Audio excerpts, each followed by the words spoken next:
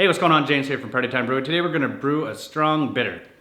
It's BJCP category 11C. The only reason I know that is because I'm doing a competition for it and hoping I will make something that's at least drinkable. Strong bitter. Party time brews. This song ain't no good, but we got nothing to lose. With this beer, you're looking for somewhere in the range of, I can bring it up here because I got it on this bad boy. We're looking for about 30 to 50 IBUs, in between 8 and 18 SRM, so a reasonable range there. For the OG, 1048 to 1060, that's original gravity, in case you don't know.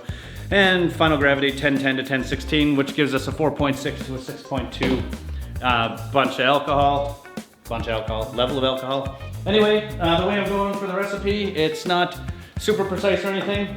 I'm using 2 kilograms of pale two-row. Probably too much crystal. It says in these recipes you can have up to 20% crystal. That seems crazy to me. I'm sticking around a little bit closer to 10%.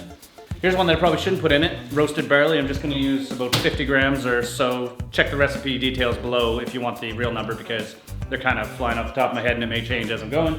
And then, yeah, that's just for color, and for maybe keeping a little bit of foam, I just got a tiny bit of Carapils here, so I'm just going to use 200 grams or so of that in here to hopefully get some head retention.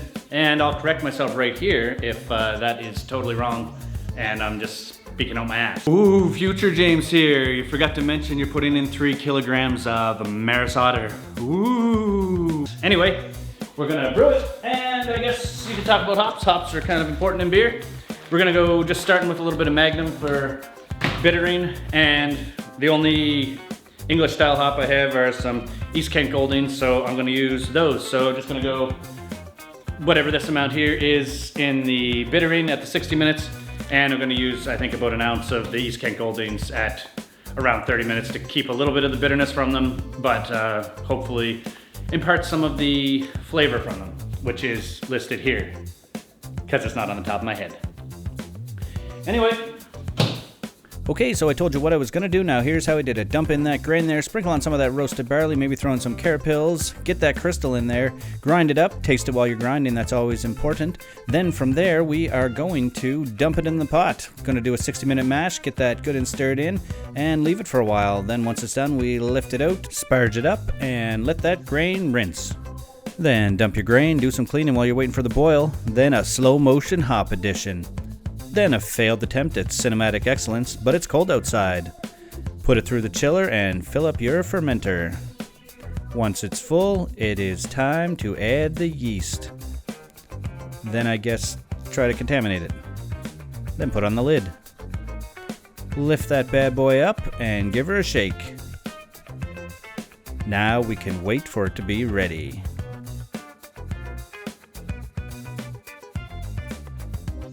Okay, so after a not so perfect pour, let's go into a not so perfect tasting. First thing, aroma. Get a nice sweet smell off of that, nothing too crazy. Don't smell any off flavors, which is always a bonus. It has been sitting in the keg there for probably about a month now, so yeah, nothing's festered in there. That's always good. Kind of possibly a hint of fruity off of it. Nothing too crazy. And if you look at the head, it's kind of, we'll go technical and say bubbly. It's not quite like a fine cascading head or anything like that, but it does have a little bit of foam in it. I will pull out the trusty device and let's see how she looks when it's lit up a bit. So yeah, it has a nice color to it. I'll hold the color up here and you can check it to what it was supposed to be. Okay, so that's how it compared. Makes sense now to go into the tasting. Let's actually taste it. It's a nice bitter taste to it. Maybe even a little bit too bitter on there. I'm not getting any like alcohol or crazy alcohol. It is 6.2, so it's not really high up there, but might have been expecting a little bit of alcohol up there. But one of the big things that doesn't really make sense, I think, in this style is the roasted barley is really coming through. It's I think it brought a little bit extra bitterness to it, and it's probably a little roastier than I would have liked for a strong bitter, but I'll try again. Let's see what else I can get out of this.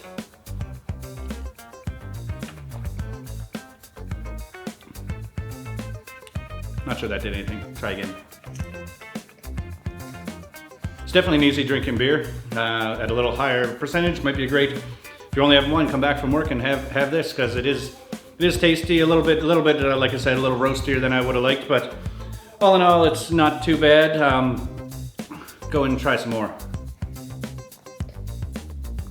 These are supposed to be medium bodied. It is kind of medium bodied, but I'm also not getting any esters or anything like that. Probably because I used US-05, which cleaned it right up. It's good. Definitely a good beer. Definitely hit the goal that I set out at the first of the video, which was an at least drinkable strong bitter. So success. But yeah, if I did anything different, I wouldn't have gone lazy. I would have actually got a British Ale Yeast, something that attenuates reasonably well, so you can keep that, just keep it not too full bodied, but you still want that medium body. So the a better British Ale Yeast would have given me a little bit better on the maybe not necessarily the estery side, but would have had a little bit of that yeasty flavor, or a little more of it, which I don't really have any. So this is kind of just a clean drinking beer. It has a little bit too much on the roasty side. So next time, I made fun of using too much Caramel 60 or Crystal 60. I probably would have actually maybe used the proper amount of it next time and got rid of that roasted barley for color. So would have given it a little bit sweeter taste and possibly a little closer to style. So it's not really on style, but it's definitely a good beer, and I'm not ashamed of having it on tap. Well, thanks for watching. If you want to see more videos like this, feel free to hit that subscribe button. Like it if you like the video, and if you want to see another video or two of Grain to Glass, why not check out this one here if you haven't seen it already. Cheers.